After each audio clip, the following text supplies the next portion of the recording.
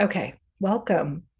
So it's Friday, April 18th, 2025, and I've been inspired to reactivate some kind of regular touching in with the Venus cycle. And so today's the day, and welcome, welcome. And I'm so glad you're here. And you are welcome to stay on camera. If you want to go off camera, you can go off camera. It's always nice to see faces. Hi, Cassandra. Nice to see you too. And just to create a space and an intentional time to be following this thread of the Venus cycle. And so some of you may be totally new to that. Some of you may be more familiar with syncing with Venus for some time. And so this is a space to receive the wisdom that I've gleaned from 12 years of very diligently, very consistently tuning into the energy of the cycle and the movement and noticing how that impacts my life and my own path of personal transformation. And also, of course, being in conversation with hundreds of women around that and hearing the feedback. So it's very powerful to consciously sync with Venus. It changes everything. Just like anything that we do. It's one level when it's unconscious and we kind of know there's something cool there. And this is, I think, the way that a lot of people, if they're not steeped in something, they kind of just touch in and they then leave and they're like, forget about it. And they're like, oh yeah. So I think the piece here is to really call you to the journey if you're feeling the call, and to have a dedicated space to remember, oh yeah, we just started a new 19-month cycle. We are on a new heroine's journey. Oh, here is the theme. Welcome, Ninka. Nice to see you. Here's the themes that are activated in this journey, and to come back to that thread, that golden thread that's weaving the new earth, that's weaving the new paradigm culture that's coming. Because Venus in every culture has been connected to these goddesses, these archetypes having to do with love, beauty, care, relationship. And over my journey, I've really been deep in the ritual space for a lot of my life since my early 20s. And I've done a lot of ceremony and I've done a lot of rituals. And for me, as I've moved through this conscious journey of really listening and getting out of the way of my identity and getting out of the way of how I think it should be, and getting out of the way of any kind of performative spirituality, to really show up authentically, no pretense. To me, that's what this path is. No pretense. We're here, we're human, we are wanting to have an authentic life at a very, very intense moment, a change of ages moment. And we know we have something to bring to this moment. We know we have gifts to share. And so I've tended to move away from all of that history, not to say there's not some good threads in there and pieces to it. And I do have appreciation for women that bring forth different threads. And now it's become a popular thing. Venus has become a popular thing in more of the collective space. And so there's a lot of, I would say, there's a lot of layers being put onto something, and meaning put onto something that I don't resonate with. And so I just follow what I resonate with, which is getting simpler and truer and more connected to the heart space of who I am, and to guide other women into their own heart space, this space within us where we can actually connect to our soul through our bodies. And the womb is in support of the heart. Women are very special in that we have a womb space that is holding the heart space. And I feel this is a portal into our infinite nature. And I've experienced this in many ways. So it's an incredible resource. It's that place where we can drop in to our own unconditional love, that mother love. No matter what you do, I love you. No matter what you do, I forgive you. We can drop into that energy within our own body anytime when we have access to that place. So that's what this path is more about for me. It's about becoming truer, becoming more honest, becoming more authentic, becoming more willing to shed my belief systems and how I thought it was. And like many of you on the path of discovering truth, the more we know, sometimes it feels like the more we don't know. It's like, what is going on here in this realm? It's interesting to really live with a greater sense of mystery in our own lives. And for me, this heroine's journey, this opportunity to say yes to transformation again and again and again, and consciously experience the spiral of that and the way that the cycles repeat. So someone here said, she's known about the cycle. Lacey's known about the cycle for 2 years. Beautiful. Like one, you've been in for one full cycle, perhaps, if you, depending on when you found out. And then, you'll get to see that how it moves from, Leo now into Aries, and then from Aries into Scorpio. You'll get to feel that again and again and again, because these are repeating patterns every 8 years. So for me, this Venus path, there's a lot of people putting stuff on it, and, bless everyone for their quest for meaning. Some of it I find pretty irritating, honestly. I find a lot of the new age spirituality pretty, this is not a fluffy path.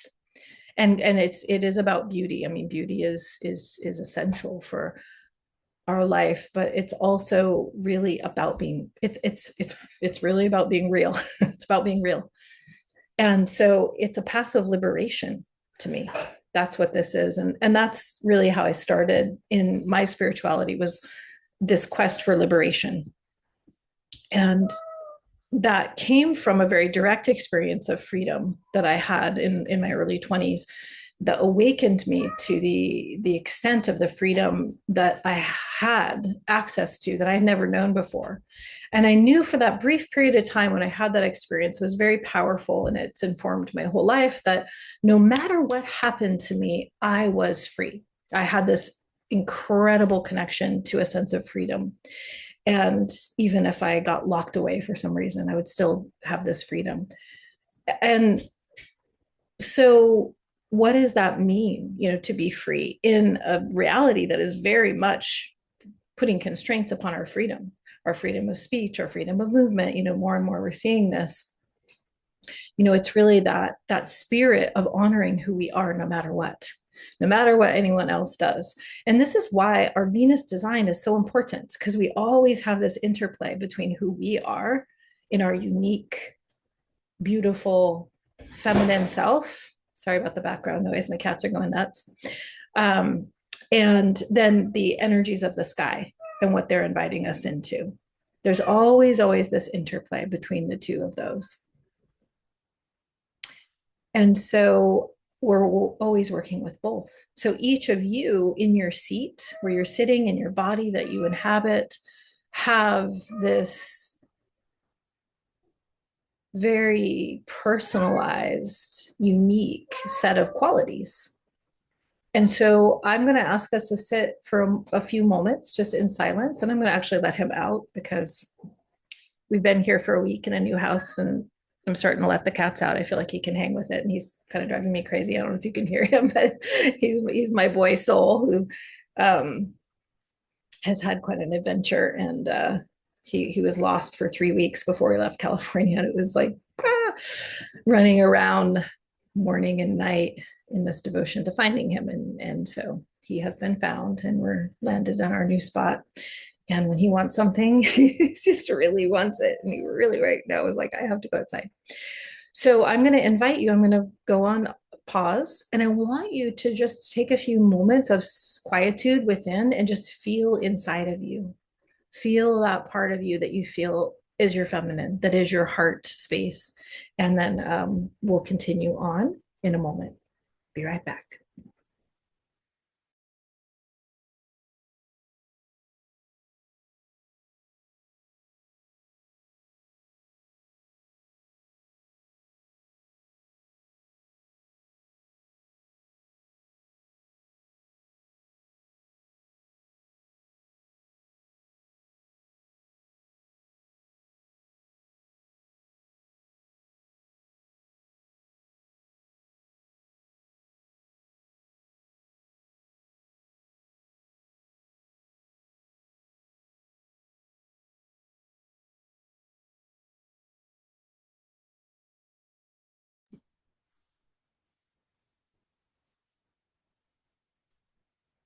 So, a lot of you may have experience with meditation of different kinds.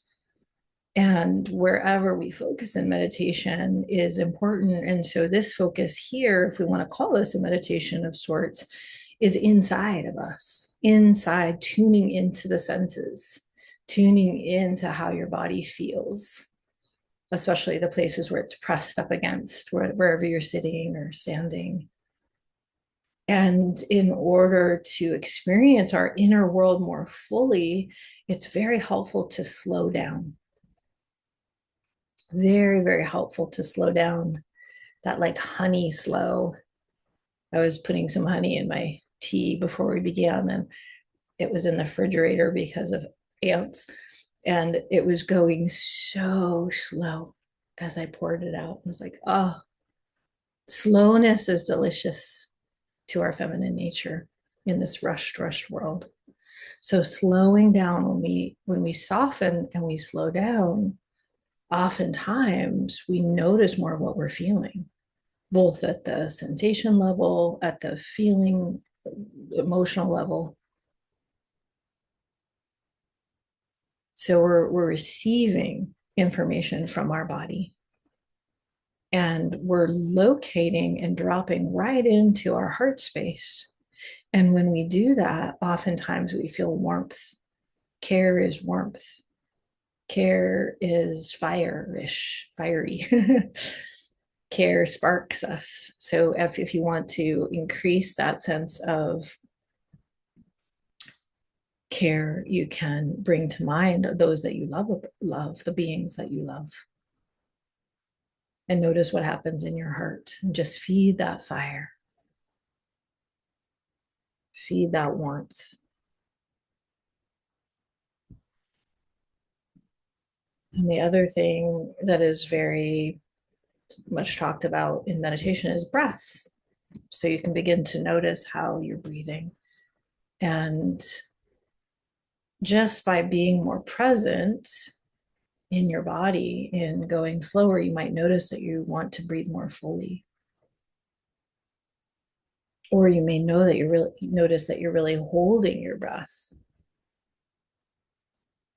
which oftentimes we do when we're stressed, when we have residual trauma. So without needing to change any of that, we're just noticing, softening, being with, which is very much a feminine characteristic, being with, empathy with ourselves. This is very much the gold of the underworld in this journey of life, death, and rebirth.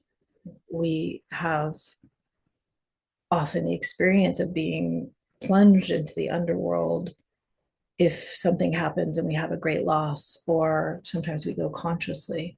But empathy is always the golden tool in the underworld to be with. And we live in a culture that has very little skill around empathy, even with women who have this beautiful capacity to be relational in a way that would lend itself to empathy. Oftentimes, even with our women friends, we notice we have something tender, we're experiencing something, and we share our world, and then it comes in with fixing or validating or just be positive, all that. That's not empathy. None of that is empathy. It's really like this deep listening and being with. So I invite you to be with whatever's here. And if you notice yourself thinking, choosing not to know, choosing to drop in, choosing to feel your heart space in this beautiful circle of women, virtual circle of kindred spirits.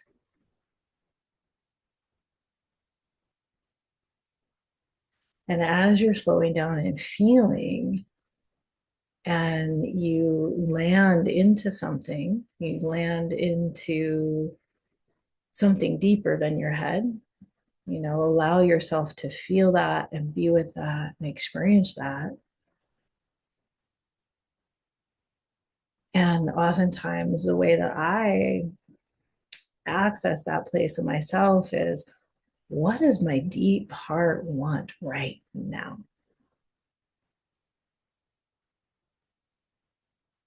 Because we are really informed by those deep desires, whether we know it consciously or not. And the heroine journey is bringing it into our consciousness, excavating that deep heart desire, and having lived a life. Oftentimes, that childlike delight and desire was so clear when we're a child, gets very much covered over.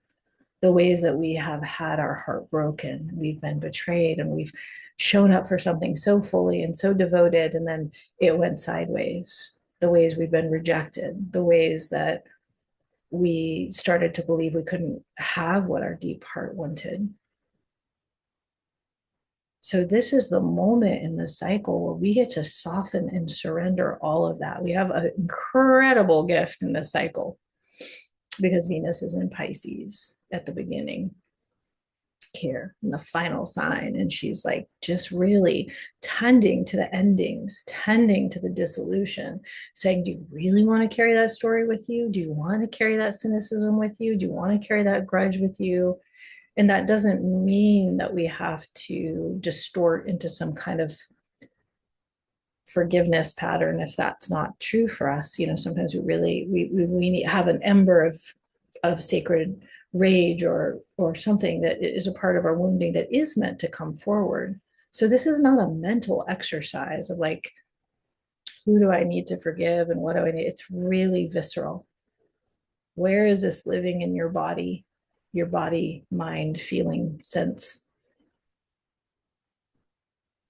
Where have you shut down your heart? And we get to bring forth the wisdom of everything we learned from those experiences, trusting the wrong people, not having the discernment, missing the clue because we weren't fully in our body because of past trauma. And so we didn't pick up on it. We didn't track it, and we got creamed. And so this is a real opportunity to wash away, and let that wash away. And let that fire, that burning fire of what does my heart really want, to start to shine bright, because Venus is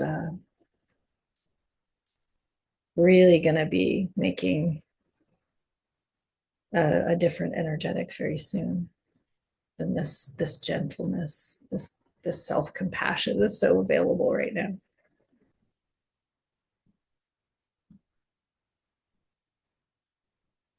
And so if you had a feeling and if you connected with, a word around that, like if you could have a word to that or a sound, maybe it's not even a word, maybe it's a sound. And I encourage you right now to make a sound. And you may have resistance to that. I usually do have resistance when someone tells me to make a sound. I'm usually like, I don't want to make a sound. But it doesn't matter what the sound is, but it's a way that when you connect with something inside of you and then you allow it to come out, you're completing a loop and you're strengthening something very important, which is the tuning in of your depths and then the expression And it's really personal. So it could be just a hum, anything. And I'm not going to make too many noises because that can be annoying. If somebody's making a noise, it's really different than your noise. I've been in those situations, and sounding is beautiful. Maybe that's easy for you. But if it's not easy for you in your own space, find that sound, find that word, because this is going to be a cycle of self-expression. The fire is coming. And so now in this dreamier, more liminal, diffused place, you have a certain access to those waters within, to that energy of the mystery. So whatever that sound is, whatever that word is,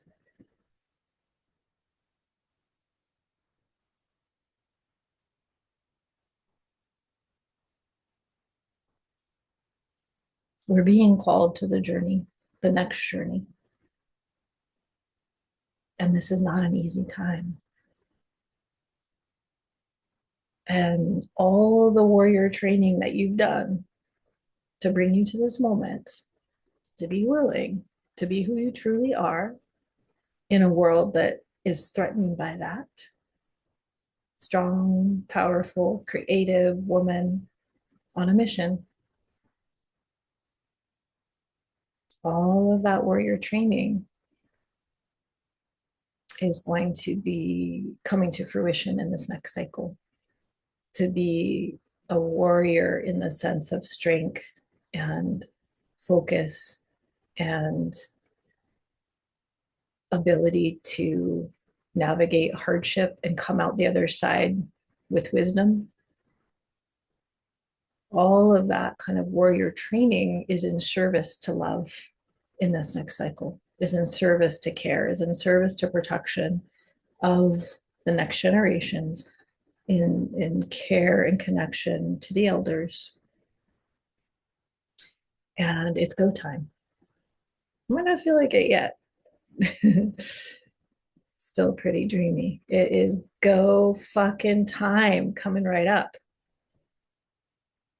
So the gentleness and the fierceness are meant to weave together in this cycle.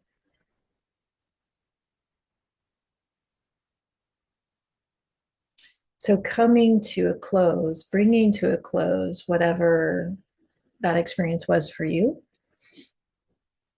and beginning to allow your attention to come out again into the space, but you can retain that sense of your inner connection as you then look at me on the screen or look at the other women, or become more aware that you're in a we space, because there's always that interplay between self and having oneself and holding oneself. And as female leaders, we need to be able to hold ourselves. We need to be able to do that, to know what we're feeling, to know when we're reacting, to know our patterns, to know ourselves well, and to be able to mature in how we work with the material that's ours to work with. And then that connection with other. Morning star time, we're in morning star time, is more of a self-orienting time. So between now and the next 9 months, it's more of having ourself and tuning in to ourself, our mission, especially in this cycle, because it's a Venus and Aries cycle. And Aries is the first sign. And Venus is going to be crossing over that world point between the last sign of Pisces and the first sign of Aries, right before Beltane, May Day. So as you're coming out of that, and if you feel inspired to share, so to bring that me experience into the we space, into the collective, feel free to drop a word or anything in the chat. And then that starts to connect us. That starts to bring a tapestry of our different personal experiences into the group field. So no obligation, but super invited. to share a little something about how that was for you.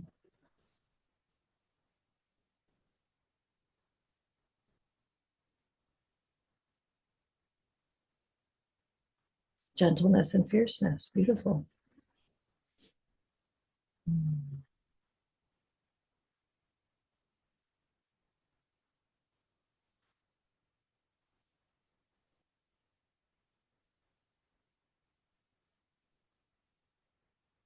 For the last cycle, which was a Leo cycle, which very easily connects to the energy of the lion and the cats and the lioness, because we're female energy here. And it was really that sense of the lioness. And for this cycle, it feels very much like a phoenix energy, that and that rising energy. Even though I've never seen the phoenix associated with Aries. You know, there's a lot of the rams and the horns, but it really, to me, even that little sprout of the Aries, you know, it comes as one and then goes into two, feels like that rising energy. Okay, all these Pisces, Aries on your ascendant is difficult. Yeah, it is. It is not an easy time. I understand. And there's so much here to support us and hold us in this not easy time. Yeah, especially if it's right in your ascendant. I had an epiphany yesterday because I have been in it, really in it. I just made some incredible life changes. I moved across the country. I'm basically not going to be in proximity to my daughter for the first time. You know, just all of this huge, huge, huge change, and um, feeling very hard. It feeling all very hard in my body, not feeling good, and just not questioning whether I made the right decision because there was no other decision to make. The way opened, and I just said yes because every door had closed. So it's not, there wasn't really like, you know, how that of like, oh, did I do the right thing? Luckily, it wasn't that, but just like, I feel shitty, man. Like, I just made this bold move. It's the beginning of the Venus cycle, and I feel like crap. You know, like, what is going on here? Or not even what is going on here. I didn't even really get that far with it. I was just in that experience of feeling a lot of discord in my system. And then it occurred to me because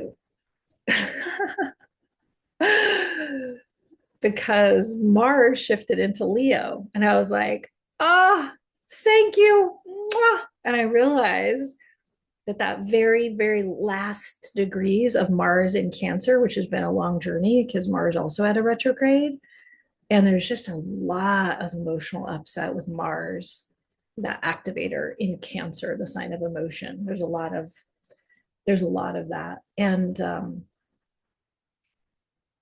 that Mars in that final degree of Cancer was squaring my Libra ascendant. So, you know, someone, Ninka said, hard to have energies on the ascendant. Yes, it is, because that's our body. That's our, what we lead with. And so to have Mars, if you, any of you have a late degree Libra rising, you know, it made me remember how important some of these shifts are. Some of them we are not going to feel, and some of them feel very personal. And it was like, ah, here we go. That moving from the water and that kind of like emotional sensitivity, irritated. Like I did this trip across the country with my daughter with Mars squaring my own Mars and my own ascendant, you know, with Mercury retrograde. Wouldn't recommend it, but it was kind of what needed to happen. So it was just like all the obstacles and all the irritation, right? And the Mars does not like to be held back. Mars wants to move forward. Mars is that masculine moving out energy. And so it reminded me again of how powerful this tool of astrology is and how powerful Mars is for this cycle. Mars is the co-pilot for the cycle. So in that last Leo cycle, with every planet correlates with a sign. If you don't know that yet, this is something you don't need to study astrology to follow Venus wisdom. But if you're interested in knowing more, this will open up a lot of doors for you. Every planet rules a sign or is the guardian of a sign. And so for Leo, that is the sun. So for our last cycle, the sun was really particularly important, which means the seasonal holidays, the turning of the wheel, was particularly emphasized in that last Leo cycle, which just ended on March 22nd. And so this cycle, Leo connects with the sun. The Venus is in Aries. So we have an Aries cycle, and the ruler of Aries, as you may know, is Mars. So Mars is the co-pilot of this cycle. And it's very interesting because Mars just had its own retrograde, his own retrograde,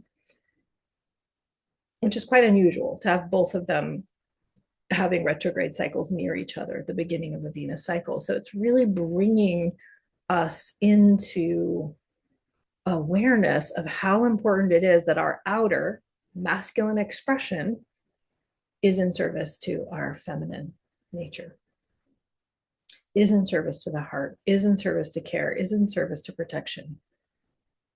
And that this sign of Aries that has been defined as war, battles,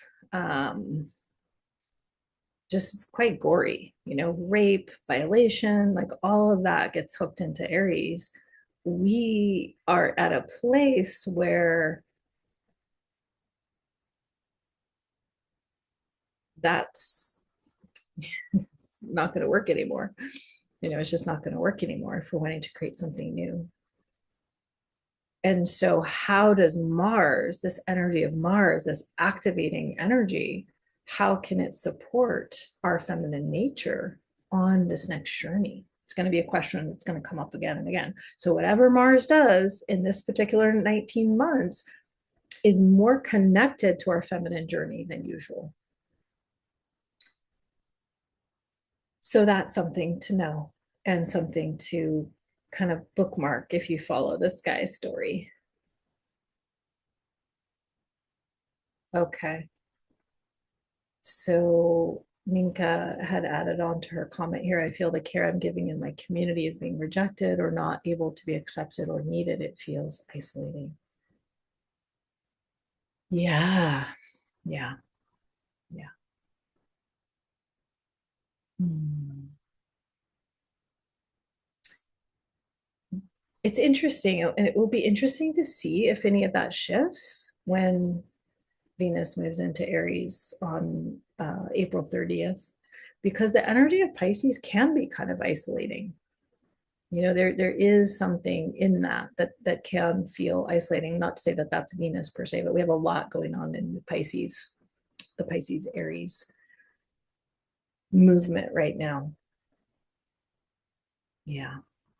And so that isolating feeling and being with that, sounds like that's really like important at the beginning of your heroine's journey.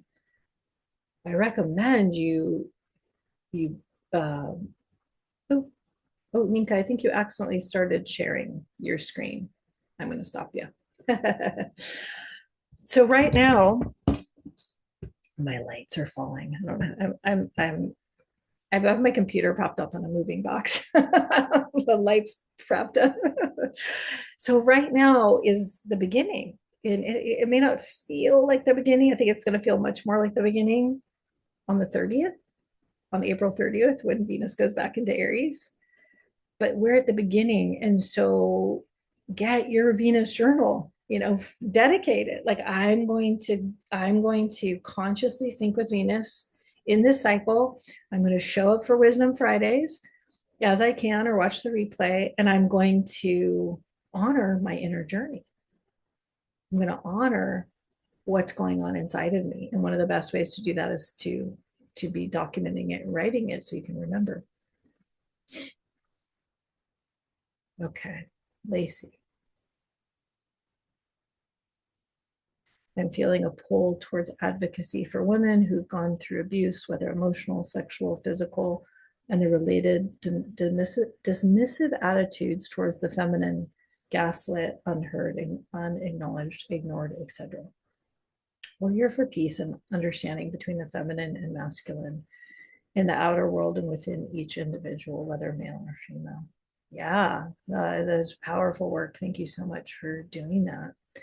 It's really, really important that we honor the feminine and we honor women at this time.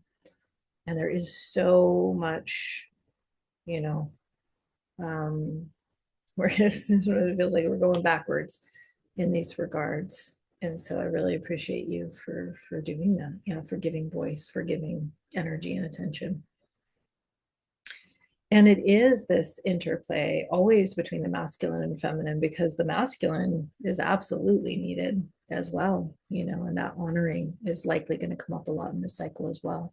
How do we, as the feminine, really honor not only the masculine in our lives if we're in relationship with men, but also our own masculine nature, you know, our own parts work, so to speak, of turning towards that part of us who is going out there, who is striving, who is providing, who is really taking risks and being courageous to get things done.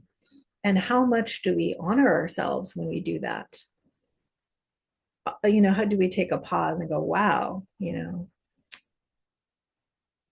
I appreciate myself for being willing to do that external work and give that masculine some sweetness.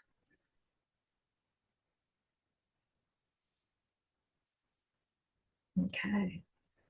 All right. So how is this landing for you as far as like what I'm laying out as far as the cycle and feeling into this moment? And have any of you gone out to see Venus as the morning star? I mean, she is visible. She's pretty much visible everywhere now. That is really, to me, it's a key piece to the sinking. And it doesn't need to be every morning if you don't want to get up at 6:30, but regularly so you can feel the movement and it's not conceptual and you're not just looking at a 2D piece of paper. You're actually out there and going, oh, wow. Okay, that's where she is in the sky. And then, oh, now she's changing. That's where she is. You know, you're beginning to create that relationship with Venus. She is going to be at her maximum brightness coming right up on April 24th.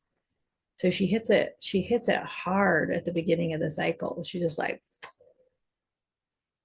cloudy skies and trees in the way. Yeah, you might have to get up and get elevation. Cloudy skies can't do anything about. You might have to get up and drive if you're in a valley. And the best day to do that, I would say, in my opinion, if you're going to be like, okay, you know, I'm super full and I have to drive and whatever, but at least on the new Venus portal, which is that monthly meetup between Venus and the moon, which also happens to be on April 24th. So she's going to be at her maximum brightness with the moon in Pisces. The moon's in Pisces, Venus is in Pisces. So a lot of the history, the historic part, I see the moon as our history and our emotional nature and the way that we're carrying forth a lot of the the pain of our mothers and the wisdom too. I hope that we're each able to bring forth some of that. But that moon, emotionality in Pisces can really be a lot of victim consciousness in a way that is not productive, in a way that is draining, or that martyr kind of consciousness, or just that way that we can kind of be mergy and soupy and that kind of Piscean thing. Sometimes we are victimized and we need to be victims because it's true, we've been victimized. So I'm not saying that like no one can be a victim, but you know how you get caught sometimes, or like, you linger there.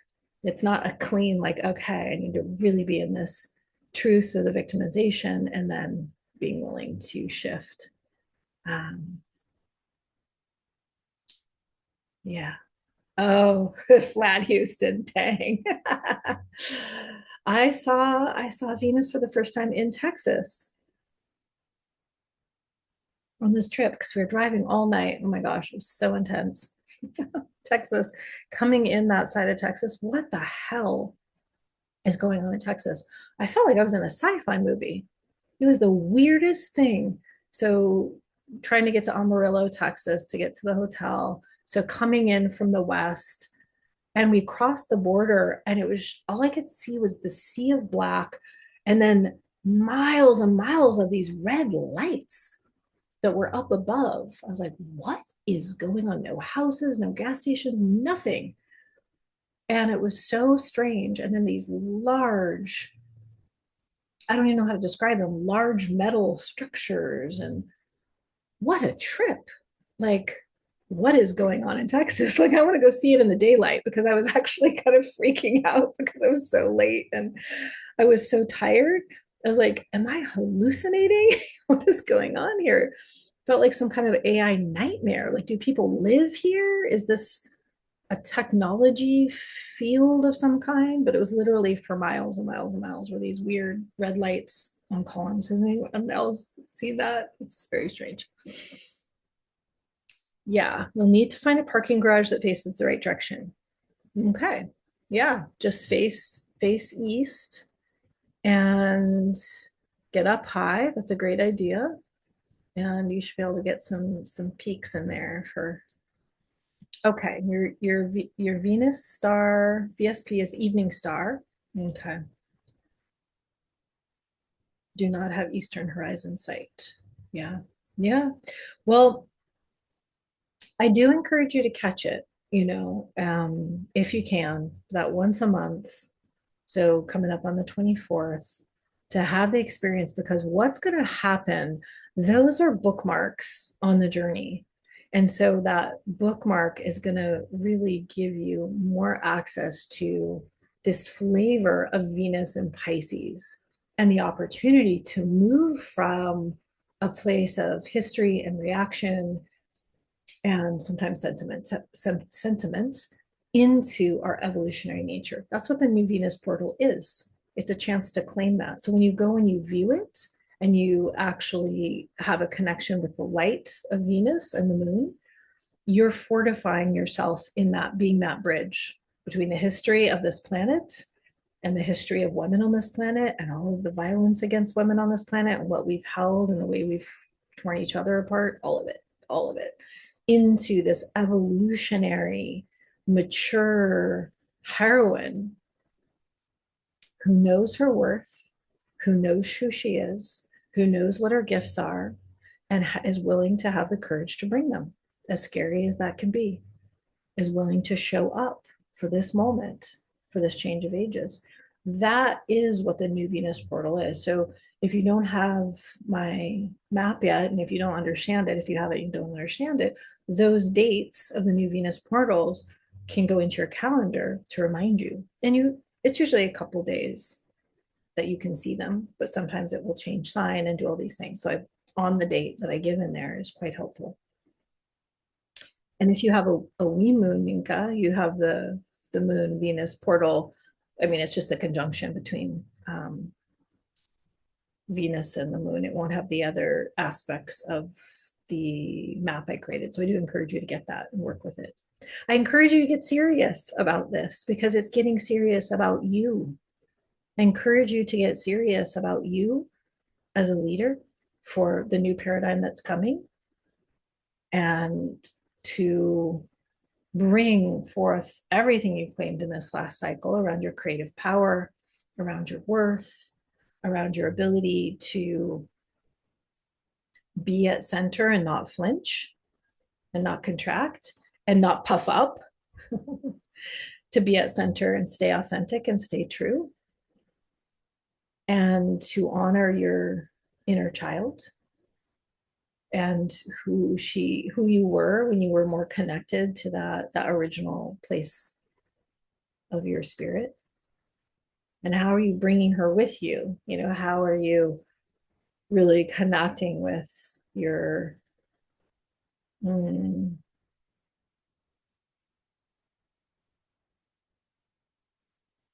your innocence?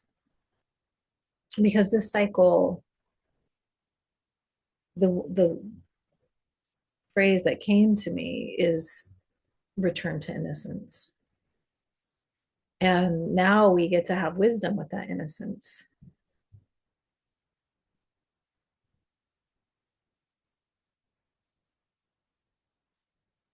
So, how are we going to bring forth everything that we've learned in the hurt, in the pain of relating with others?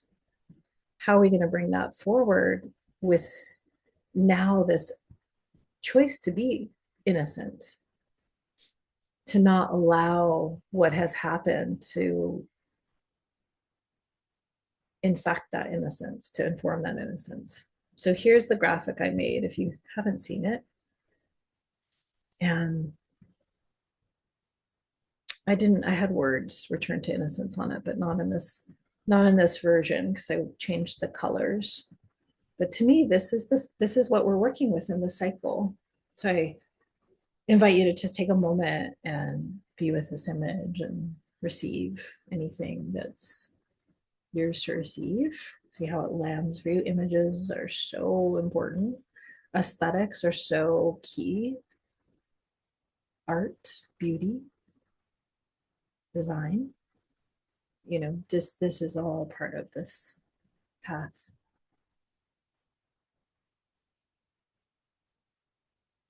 And what does that evoke for you? So I just was not getting anything around rams. Aries is a ram. I was like, I'm not getting anything around rams. And this image of the phoenix is what came up. But the white phoenix really feels like that purity, that innocence. And start to map your process. Write it down, take a screenshot, like start to, if you use Canva, like upload it into Canva, start to play with images. If you've gone through the Venus design process with me or been through the course, we find images for each one of our dimensions of our Venus. So if you've gotten the Discover Your Venus sign guide, find an image that feels like this human version of you as your sign, that feels like you can really relate to it. Very powerful thing to do, this image seeking. And I have a Pinterest site that I'm happy to share where I've put a lot of images to give you a good head start. But start to really bring in the visions, bring in the colors, bring in the story. We're rewriting history. The Kali Yuga is done. The Dark Age is done. Holy wow. What are we going to create if we begin to engage with reality as if we are the creators? That ability has been very much messed with, and we're in a time where there's going to be a lot of new possibilities. Yeah, that does sound hurtful, Ninka. It's important for us to heal and to help each other heal from traumas and to amp up the beauty surrounding us in every aspect of our lives. Yes, absolutely. And so much, I think so much of this path is to heal the bonds between women. I feel like it is those bonds between women that will create the new culture. And that's a spirit of inclusion and also a spirit of having boundaries. It's not like the kind of inclusion where anyone can show up and do whatever they want. And, those kind of like messy hippie circles where it's chaos because there's no boundaries, So there's like, we need to have ourselves as sovereign, mature beings and enter into relationship with more of that. And every cycle gives us the opportunity to claim more of that. Yes. How do you return to innocence after so much experience of abuse and dismissiveness? Visualization, meditation, prayer, angel work, essential oil. For some reason, I'm getting a weird message here. I can't see. Oh, there we go. Emotional therapy. Imagine a world where the feminine is in charge. Yeah, I think it's a great question. And I think that to me is the heroine's journey. And let's talk in 19 months and compare notes because we're all on the journey together now. How are we going to return to innocence? I mean, my personal story of this is quite profound. The level of this is quite profound. And I'm sure if we begin to share stories, you would have your stories. But some of us, it's rather extreme. And I'm one of those. I'm in that camp. So for me personally, right now, I'm allowing my heart to be washed in a lot of forgiveness, a lot of forgiveness, a lot of self forgiveness of how did I allow that to happen? How did I choose to marry that man? And some part of me knew, and I also can't regret because if I hadn't married him, my daughter wouldn't be here. But whoa, that was a hell realm. Like that was a 16-year hell realm. And I won some key battles, very key battles, but I didn't win the war. You know, it's still this destruction energy coming at me and now coming to my daughter. It's the embodiment of the destruction of the feminine. I married it. And I remember the moment where I was in bed with my new husband and we woke up and some things had happened. And I looked at him and I was like, I have married the enemy. I have married the enemy being like that patriarchal energy that my whole young womanhood was about being free of that. And here I had married it and I was pregnant. Whoa, that's sobering. And what's to be done? So this is, this kind of path that we're navigating. We can create wisdom out of every mistake. That's why I call Venus wisdom. We can become the embodiment of wisdom. And then who do I forgive for that? Some part of me has to forgive myself because some part of me knew this was not going to be the good thing, the stable thing that was the illusion. It's like, oh, finally the stable thing. So that's what I'm doing is I'm softening. I'm seeing the cynicism. I'm seeing the desire to hurt back, when that comes up. And I'm using my fire wisely. I'm using my fire for creation. I'm not getting into skirmishes that aren't important. But if there's something having to do with my daughter and her body, and that's I need to have my reserves for that. I'm being intentional about that. So I don't know if that helps you. That's my process. Just wanted to ask, like, how do we do this? I think that this is the conversation. And if anyone else wants to chime in, how do you do that? We all have wisdom here. How do we return to innocence after so many experiences of abuse and dismissiveness? Like, incredible question, opening up this cycle, right? Let's all write that in our journal. How do we? And then let's share with each other how we do, because it's not bypassing. And this is what irritates me so much about the new age spirituality. There's so much bypassing going on. It's not bypassing. It's not going to get us there.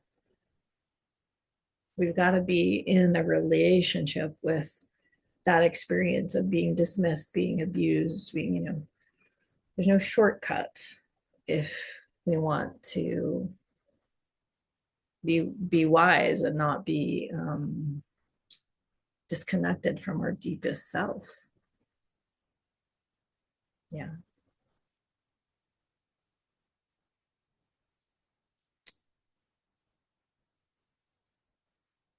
I don't quite, and I think maybe something's not spelled exactly here. Some of us, something repositories of knowledge on all the ways women can be abused. I feel such women are called to that mission to help more civilization from the uber masculine toward a path, toward a balance between masculine and feminine. Yeah. Yeah, interesting prophecy. You've heard that men will become in short supply, so women will need to take leadership roles. Yeah, I think we do need to take leadership roles for sure. And I hope the men don't come in short supply, but there is a war on fertility and there is a war on masculinity for sure. Um, so who knows how that's going to play out? Um, and I think this is the blessing of the underworld because who do you trust more? The woman who's only lived in the topside world, that queen of heaven who just, had all the blessings, had the love, had the healthy attachment with her parents, had the abundance, and not to say any of that's bad, like, yay, wonderful. But there's something about going on the journey, going into the underworld and being stripped of those comforts that opens us in a different way. And then when we get through the other side, absolutely, we have been initiated. So at the, using the Inanna myth, which I do not use that myth to worship Inanna, to worship any goddesses, to call in any kind of Babylonian magic. Nope. But it's a very interesting myth to play with in making meaning because we get it, right? We get it. We've all been pulled into the underworld. And in those moments, you're calling out for God. You're on your knees. You're in such a state of openness from what's been taken away, the grief of it. And so there's something about that that is initiating us into something that's deeper than our physicality on this realm and having all of our needs met. And, all that's wonderful. Like, we need that too. But there's something about not having it in the depth. We have to go to something deeper in those moments, whether it's a death, whether it's an illness, whatever it is. And so to me, the benefit of consciously thinking with Venus is we're choosing it. We're saying, yes, I'm going to transform. I'm going to go on this journey of transformation. And I'm going to honestly look at how am I still running programs of manipulation, dishonesty, how am I still not clean with my power? Sexuality can be a place where a lot of women, run a lot of distortion. So we're really willing to look at ourselves with kindness, with empathy, and let that be stripped. So we're going consciously into the underworld, going together, but we're always alone. Essentially, it's like when we die, we're always alone. Yet there's something about that togetherness that is a fortification. And it's an amplification of the wisdom because we each are receiving different pieces of that wisdom. So when we bring it together, then there's an upliftment for all of us. I mean, this is the way we used to do it. We used to be in relationship. We used to be in community. We used to be in council, right? Sharing. And yet this kind of sharing is so rare in this world now.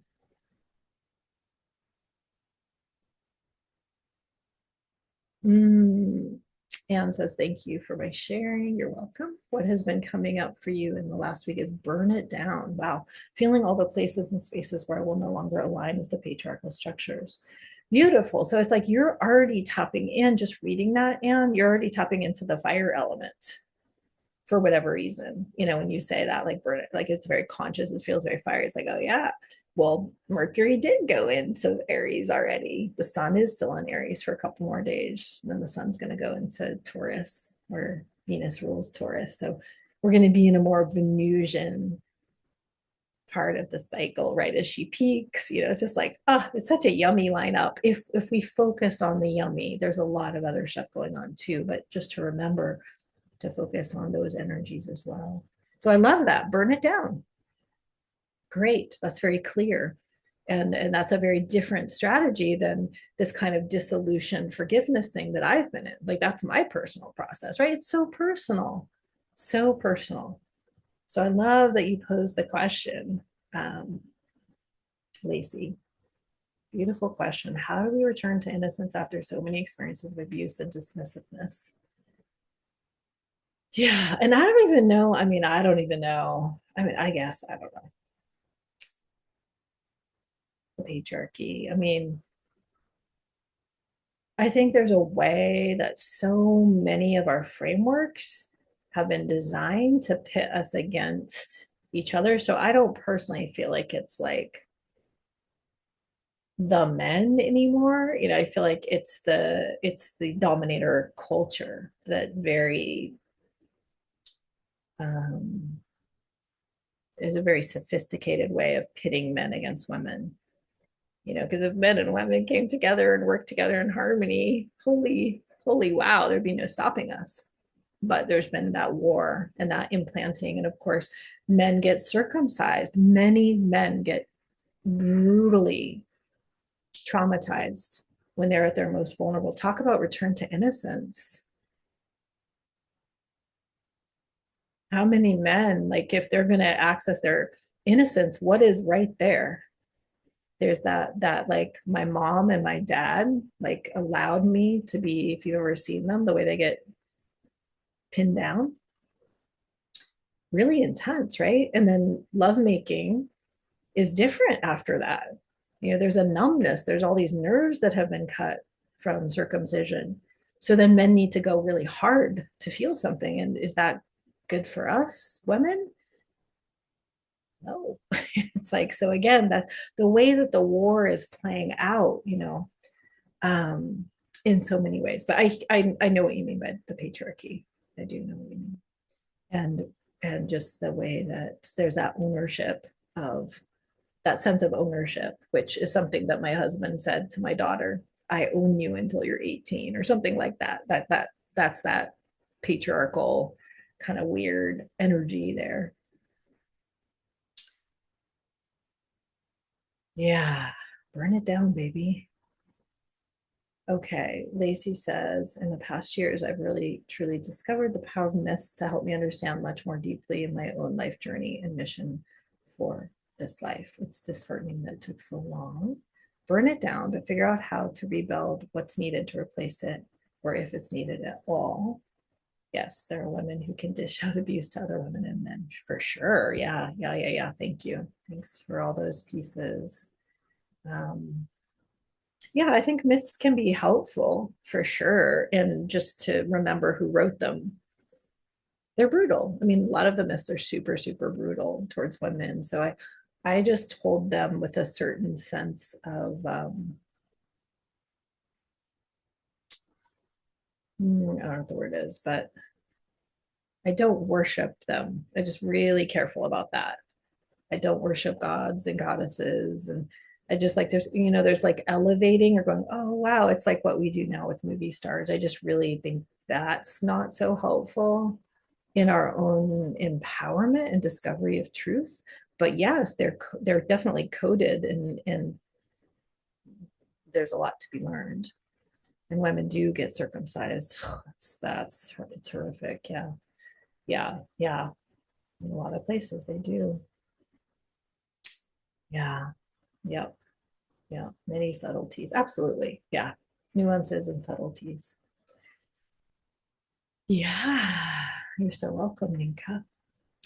So we're in this moment, and some of you might be already feeling the fire. Some of you might still be feeling that kind of watery Piscean quality of Venus being still in the final water sign.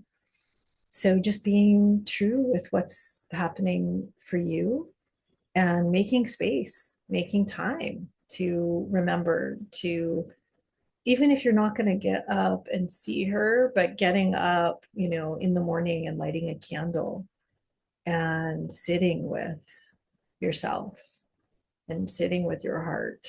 It's such a powerful time to do that, to take that time. It's so easy to get busy and just start going. So you really have this opportunity to remind each other, share resources.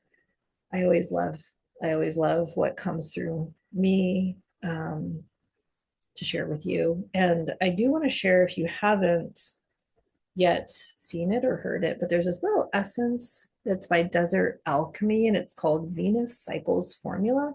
And I just love the woman who makes these essences. I love her company. I'm not remembering her name, but I'll put the link um, in the group. But I've been taking this through the cycle. Like I'll put a couple drops of it in my water in the morning, and I'm going to be creating. I had this inspiration. I'm going to be creating in a quart jar at the new Venus portals. I'm going to be creating like a personalized essence at every new Venus portal. And so I invite you to do the same if you want. If you want to get this, like I'm going to put 3 drops of this into that quart jar. And then I'm going to see what else wants to come. Maybe crystals want to come in there. Maybe, different flower essences want to come in. Maybe, I don't know. We'll see what's going to come in. And then to really code that water, right, with our unique design, our unique feminine design, and our qualities of what we need to bring forth that deepest heart desire to fulfill our sacred mission, and then to drink on that water all month. So to just then take a little bit of that water and put it into our water, you know, this power that water has to encode and support us is something that I think we're just beginning to discover. And it would be really fun to do some, I don't know if any of you are into Veda Austin's work, but to maybe take some, freeze some of these samples. If anyone else wants to play, we could freeze and we could compare, because then each of our formulas are going to look really different, and see like what patterns show up as we begin to take that responsibility, take that power to bring the healing, bring the resources, bring the magic, bring the possibility right into something tangible, into this water that we can then experience and put in the water of us. So if anyone wants to play, let me know. I've never done her freezing things before, but I know she has like little kits and everything. If anyone has done it, is into it, and wants to, help me in that, be an ally in that, that'd be great.